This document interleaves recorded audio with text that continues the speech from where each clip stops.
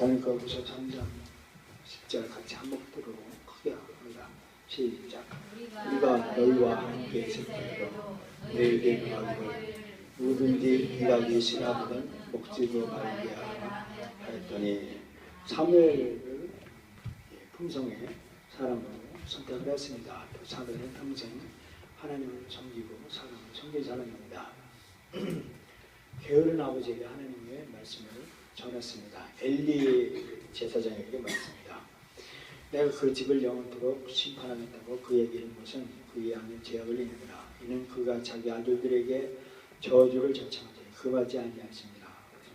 게으른 아버지는 아버지에게 아들에게 올바로 하나님 말씀을 가르치지 않았습니다. 그로 인하여서 아들들이 저주받은 거예요. 하나님에게 무엇을 합니다. 게으른 국민에게 촉구했습니다. 나는 너희를 위해 기도하기를 쉬는지를 범하지 않겠다라고 했습니다.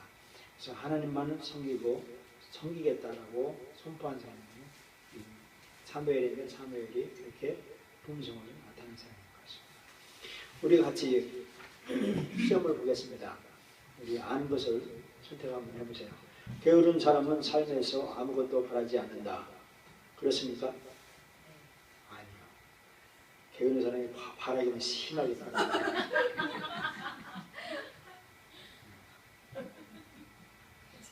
게으른 병에는 앉아서 남이 일하는 모습만 지켜준다. 아니요. 게으른 사람은 잔기를 쓰고 일을 하지 않기 때문에 삶의 어려움을 모른다. 아니요.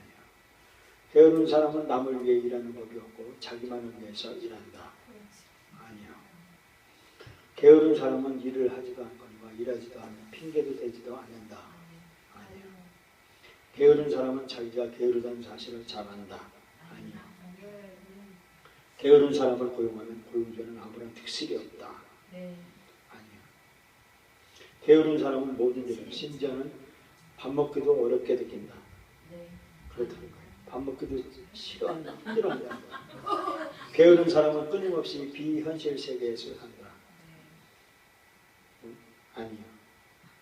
자기 사업을 하도록 책임을 맡기는 것에 게으름을 이기는 길이기도 하다. 아니요. 게으른 사람을 정말 도우려면 그에게 먹을 것을 주지 말아야 된다. 맞답니다. 먹을 것 주지 말아야 됩니다. 하나님은 부지런한 사람이 게으른 자에게 배울 게 없다고 말씀하신다. 아니랍니다. 고용주가 게으른 사원에게서 무언가를 얻으려면 계속 재촉해야 된다. 그렇다는 겁니다. 게으른 맹인은 자신에게 조금 골백했을 뿐이지 보통 사람과 똑같다. 그렇다는 겁니다. 게으른 맹인은 의지가 몹시 약한 사람이다. 아니랍니다. 게으른 사람의 생각도 그의 몸만큼 게으르다. 아니랍니다. 하나님은 게으른 맹인과 어떤 조언도 하지 않으신다. 게으른 사람을 도우려면 인과관계를 보여주는 좋은 방법이다. 네, 있다. 게으른 맹인은 일을 시작하려는 조언을 끝내지는 않는다. 아니랍니다. 게으른 맹인은 일하기를 그토록 자기를 제포하는 사람에게 감사한다. 아니랍니다. 게으른 사람의 7가지 증상에 대해서 우리 교회는 좋은 사람이 없어요. 잠자는 사람이 없어요. 잠자는 사람이 없어요. 한 사람도 없어요. 자신이 게으르다고 믿지 않는다는 겁니다. 게으른 사람은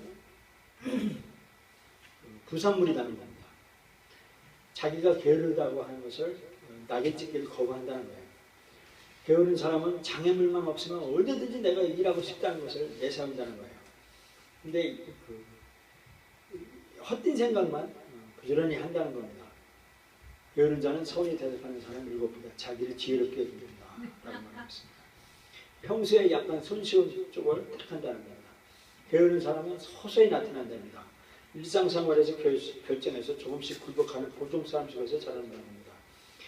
잠자리에 조금만 더 있기, 낮에 조금만 더 쉬기, 일을 시작하기 전에 몇 분만 더 기다리기, 조금만 더 잡담하기와 같은 이 조그만 굴복을 통해서 좀 더 사자, 좀 더 졸자 한다는 겁니다. 매일 굴복하는 원인은 평소에 약간 손쉬운 쪽을 택하는 것이기 때문이라는 겁니다. 조심해서 머리를 쓰답시고 손쉬운 쪽을 택하다 보면 어느새 생활 습관이 된다는 겁니다. 그리고 세 번째, 시간과 계절을 중요하게 생각하지 않는다는 겁니다. 게으름뱅이는 스스로 시작하는 법이 없답니다. 늘상 그날이 그날이고 오늘 하지 않으면 내일 하면 된다는 이런 식이랍니다. 게으른 사람은 시간과 가치나 계절 관리를 잘 모른답니다. 게으른 사람은 시간을 어떻게 잘 썼는지 언젠가 하나님 앞에 셈을 치러야 되는 사실을 마음에 두지 않는다는 겁니다.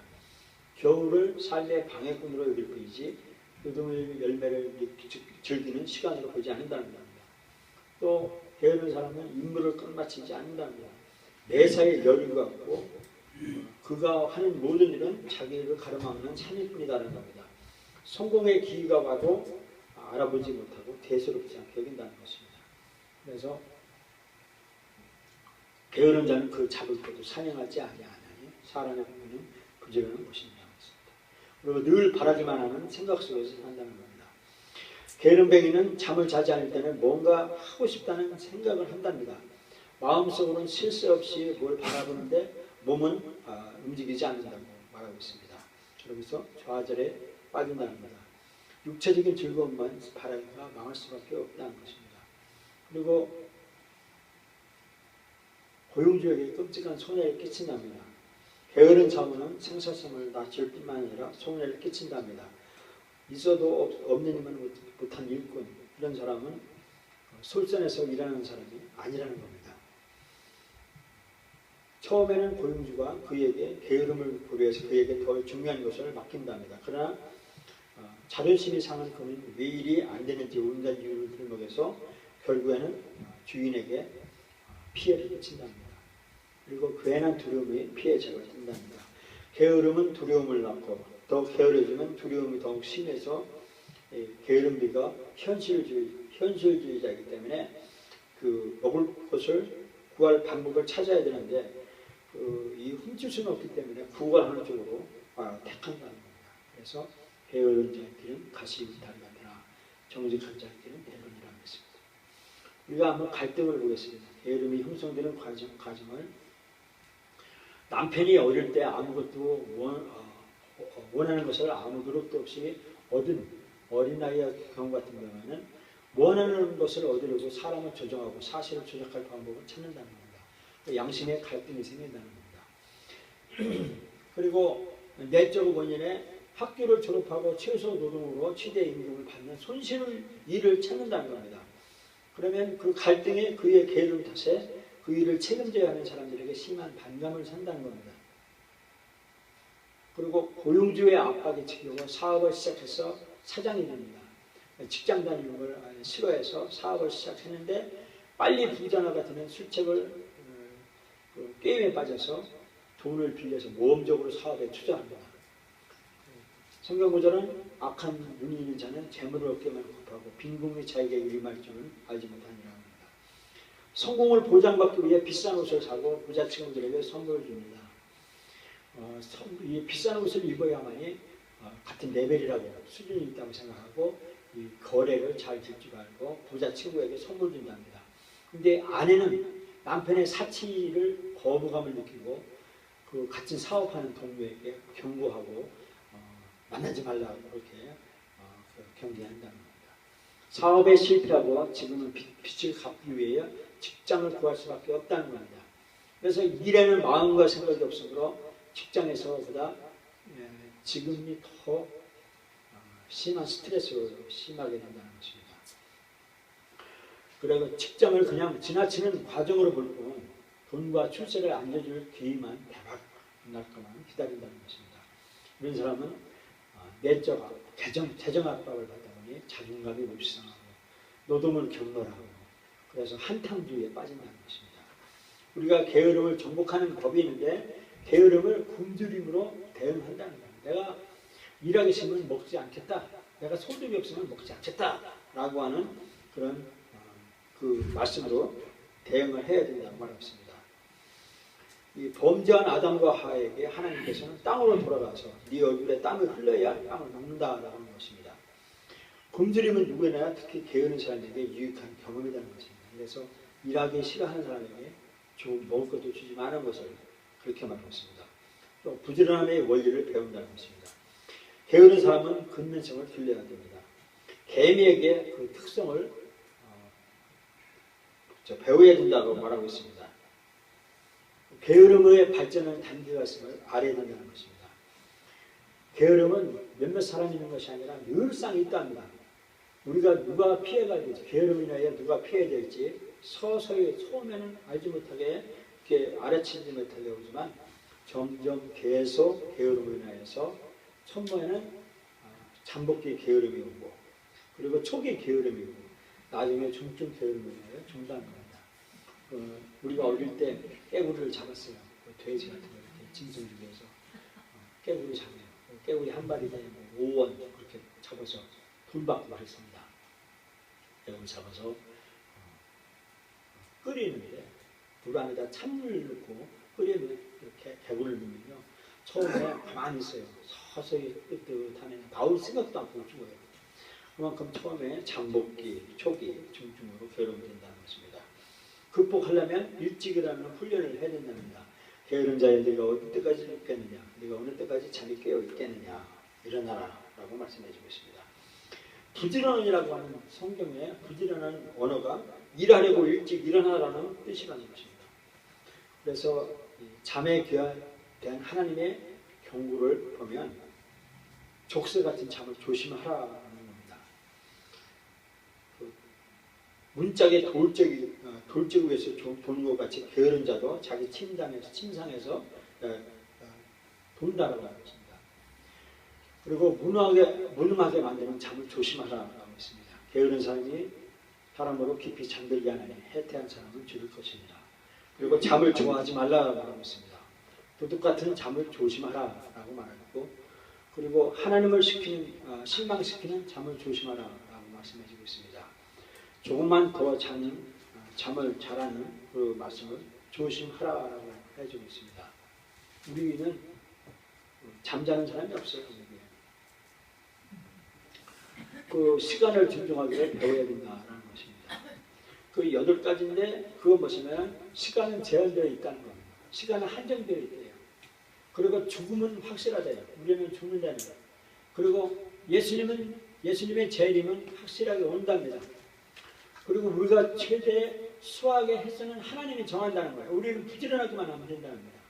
우리의 날을 하나님 앞에서 세매해야 된답니다. 그리고 시간은 책임 점검이 필요하답니다. 시간은 하나님의 일을 위해 우리에게 맡겨진다는 겁니다. 이 하나님의 일을 위해서 우리에게 맡겨진 이 청지기 일이라는 겁니다. 그리고 시간은 재생할 수 없다. 시간은 뒤돌이킬 수 없다는 것입니다.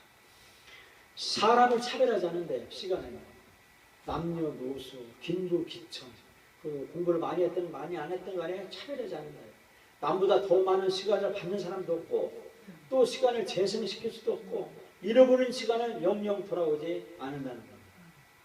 개미를 보는 거예요. 개미는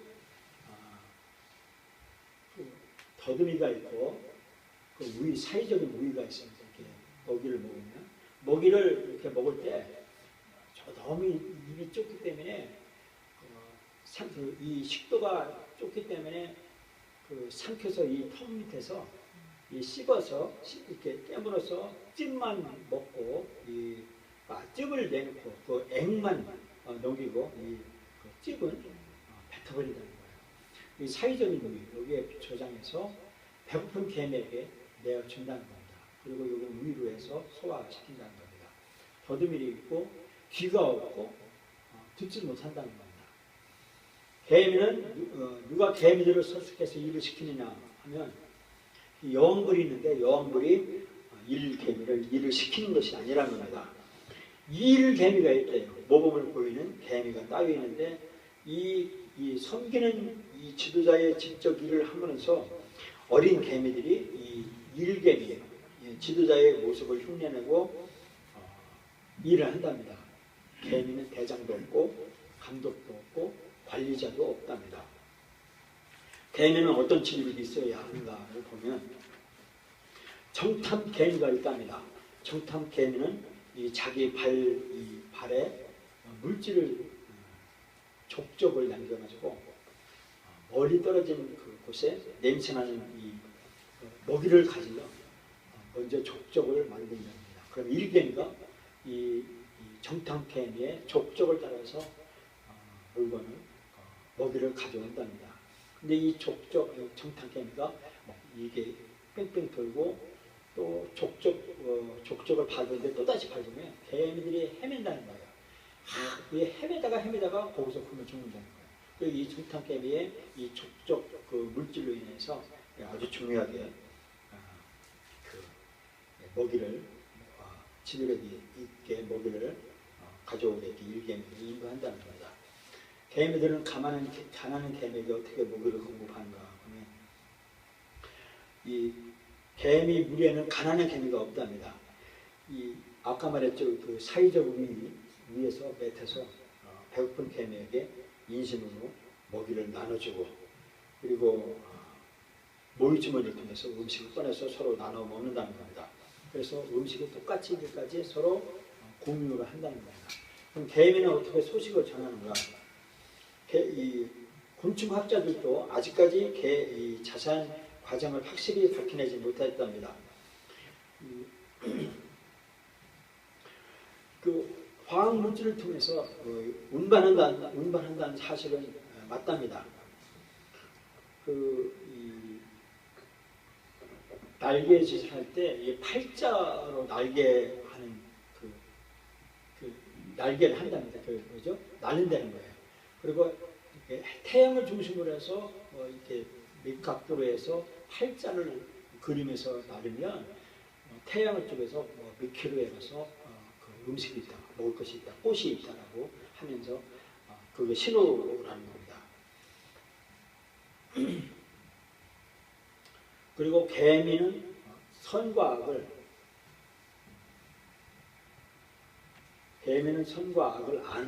안다는 겁니다. 개미는 후각으로 인해서 선악을 판단한답니다. 개미의 더듬이로 이 개미가 나와 같은 소속되어 있는가 하고 그 더듬이로 서로 확인한답니다. 그래서 서로 그 같은 물질이 아니면 적이라고 생각하고 만나지 않는다는 것입니다. 개미의 산업을 보겠습니다. 개미는 정말로 수확을 하는가? 개미도 수확을 거두는가? 정말 그렇답니다. 옛날에 1800년대까지만 해도 이 개미의 산업을 과장됐다고 생각했답니다. 그러나 1871년에 개미가 농사 짓는 것을 발견했답니다. 그 곡물 있죠, 곡물. 씨앗을 개미가 그 개미집으로 물고 들어온답니다. 그래서 쓰레기 하치상에 이 씨앗을 저장했는데요. 그 쓰레기 하치상에서 이 싹이 발화를 한대요. 발화를 하면 거기서 밭을 이룬답니다. 그러니까 개미가 곡식을 피우는 거예요. 이 육시처럼. 그래서 개미가 그 밭을 이뤄서 거기서 나오는 수확으로 대형 냉장고, 대형 저장고에다가 저장하고 실제로 그 곡물을 싹이 나고 이파리 나는 그 곡물을 빻아가지고 빵 같은 거로 만들어서 저장을 시킨답니다. 그래서 개미도 정말 이 육지에 있는 씨앗을 가지고 자기 개미 집에서 수확으로 만든답니다. 개미는 어떤 희생을 감수하며 상한 먹이를 지키는가 하면 이 수확한 그 개미는 씨앗을 썩지 않도록 해야 되는데 장마 가지고 물이 들어오면 이 씨앗을 말리기 위해서 일일이 육지로 올려서 태양으로 말려서 저장해서 또다시 깨끗하게 자기 개미집으로 옮긴다는 겁니다. 개미는 어떻게 남는가와 비슷한가? 그러면 개미는 진딧물을 아주 좋아한답니다. 그래서 이 진딧물 속에 감로라는 게 있답니다. 이게 끈끈한 액체를 분비하는데 이것을 아주 개미들은 귀하게 여긴다는 거예요. 낙농가가 젖소떼를 잘 양육해서 기르듯이 개미가 이 진딧물을 때를 기른다는 거예요. 그래서 이 진딧물을 개미가 겨울에는 이 진딧물을 물에다가 자기 개미집에다가 저장해 놓고 봄에 이 진딧물을 물에다가 나무 이파리 그런 데다가 매달아 놓는다는 거예요. 그래서 진딧물에 봄에 서로 진딧물끼리 부화하고 더 크게 만들어서 가을에 걷어다가 다시 개미집으로 저장한다는 거예요. 근데 이 여름 내내 이 나무나 이파리 속에 있는 그 진드물을 개미가 보호한다는 거예요. 적들이 못 가져가게 보호하고 그렇게 해서 진드물을 겨울에 수확을 한다는 겁니다. 그리고 개미는 뭔 유액을 어떻게 보존하는가? 이 개미가 이 진드물 유액을 소젖을 우리가 사람이 소젖을 저장하듯이 큰 통에 저장한다는 겁니다. 이 몇 마리의 소수의 일개미들이 이 유액을, 이 진드물 유액을 잘 먹고 배가 탁해서 천장 같은 데 매달린다는 거예요. 그 천장에 매달려서 이 유액을 필요한 사람들에게 나눠주고 그렇게 먹인다는 겁니다. 그리고 개미는 어떻게 농작물을 기르는가 보면 개미는 또 이 곰팡이류를 기른답니다. 개미가 잎과 풀 이것들을 잘 씹은 다음에 촉촉한 채로 둥지 속에다 깊이 마련해 놓으면 이 TV가 돼서 곰팡이가 자라게 된답니다. 그리고 이걸 수확한다는 거예요. 근데 이 수확량이 얼마냐면 지하에 약 30평 정도의 큰 이 저장고를 만들어서 거기에 곰팡이가 잘 자라도록 이 썩은 곰팡이 안 자라도록 거기서 공기를 만들어주고 그렇게 해서 저장을 한다는 겁니다. 개미의 세부 특징을 보면 하나님은 개미에게 무엇을 보여주냐면 개미는 아주 작답니다. 이 여왕 개미도 10cm를 넘는 않는답니다. 이 어린 개미는 2mm래요. 키가요. 그래서 0.3mm밖에 3g밖에 되지 않는다는 겁니다. 아주 작지만은 지구상에 3,000 종이 넘는 개미가 있답니다. 개미는 왜 애개미는 작다고 하는가 보면 그렇게 작다는 거예요. 언제 외모를 갖다 줬냐 하면 일개미들이 바깥에서 일하고 들어오면 여기 우리 개는 잠자는 사람이 없어요. 일개미 들어오면 어린 개미가 개미집 입구에 더듬이로 일하고 들어온 그 어린 개미의 이 더듬이를 청소해 준다는 거예요. 그래서 깨끗하게 청결을 한 상태로 개미 집으로 들어간답니다. 개미의 눈은 수백 개의 겹눈이 있어가지고 종합무늬로 사람 물체를 볼 수가 있답니다. 그런데 이 개미가 시력이 얼마나 약하냐면 2.5cm 이상 넘어가면 물체를 확인할 수가 없답니다. 그래서 개미의 시력은 2.5cm 안에 있어야만이 찾을 수가 있다라는 겁니다. 희미하게 보이지 거의 아무것도 알아보지 못한다는 겁니다. 이 개미가 밀림지대에서 길을 잃지 않고 잘 갈 수 있는 것은 개미들은 눈이 편광으로 되어 있답니다. 그래서 이 개미가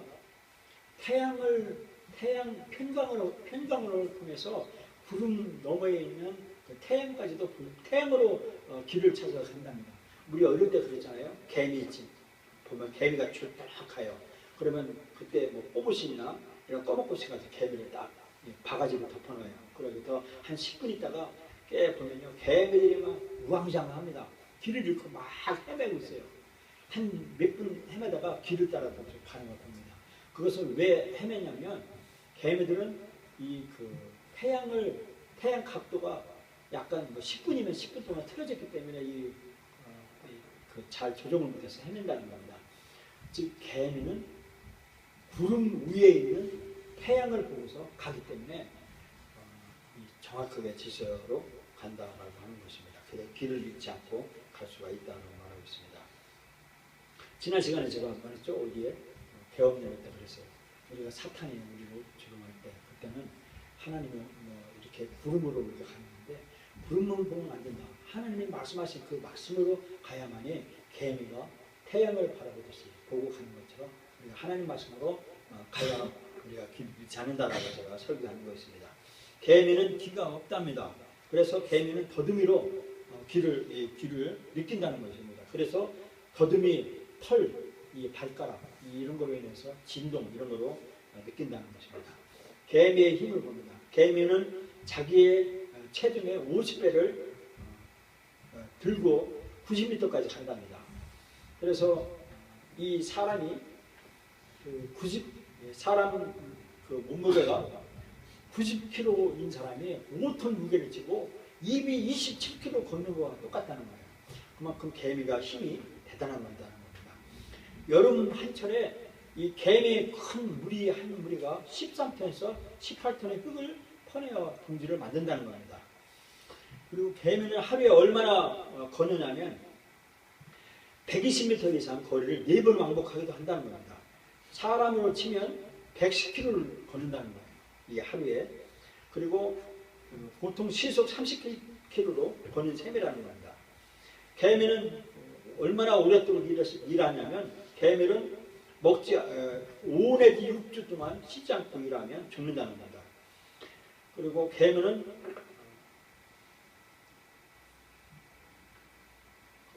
개미가 황소보다 더 힘이 셉니다. 실제로 그렇답니다. 개미 그 무리군이 한번 모이면 이 황소 같은 거, 소를 개미 떼들이 무리를 접치면 뼈도 안 남는답니다. 뼈만 남는답니다. 그만큼 이 개미가 이 포크레인, 그러니까 이 탱크처럼 큰 힘을 발휘한답니다. 실제로 밤 사이에 하룻밤 사이에 표범이 이 개미떼에 습격해서 뼈만 났고 코끼리도 3일 만에 송두리째 먹혔다는 보고가 나와 있답니다. 즉 황소도 거친 황소도 이 개미떼에 한번 습격당하면 적수가 못 든답니다. 개미는 왜 여름에 먹이를 준비하냐면 여름에 이 기온의 영향을 받기 때문에 추우면 개미들은 일하지 못한답니다. 그래서 여름에 일을 해서 저장하게 된다는 겁니다. 그러면 우리가 부지런한 하기로 다짐 한번 해보면 하나님이 내게 주신 진리를 부지런히 기억하라라고 말씀해 주셨습니다. 오직 너는 스스로 삼가며 네 마음을 힘써 지키라. 그럴건대 네가 그 목도한 일을 잊어버릴까 하노라. 그럴건대 내 생존하는 날 동안에 그 일들이 네 마음에서 떠날까 하노라. 너는 그 일을 내 아들들과 내 손자들에게 알게 하라 라고 했습니다. 이렇게 부지런하면 부유해진답니다. 얻어집니다. 그리고 자녀와 손자 손녀에게 하나님 말씀을 부지런히 가르쳐라. 그러면 너를 존경한다는 겁니다. 너에게 권위를 주신다는 겁니다.